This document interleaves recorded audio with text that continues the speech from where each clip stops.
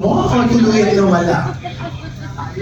Nasa ano na po siya ngayon, yung update ng cellphone ko nasa Shenzhen, Guangdong, China na po siya ngayon. Pero nag-one stop muna siya sa Green Hills bago pumunta ng China.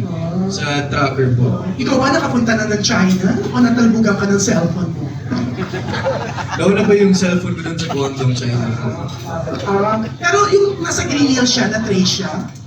Yes po, may yung unang-una po talaga sa Green Hills na siya. Pero, I mean, sino ba namang aamin na, di ba, kung isa-isahin ko yung mga cellphone stores doon. So, binaliwala ko na lang, just for a new one.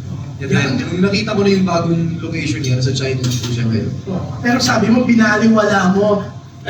Ibig sabihin, wala kang dapat ipag-worry, walang something doon sa cellphone. Wala po. Wala. Pero di ba si Marco Gallio, nag-offer siya ng 20,000 yan, pesos. 20,000. Sabi ko nga sa kanya, ano ba yung sasabi mo? Wala akong 20,000 dala ngayon, tapos magpapareward ka ng 20,000.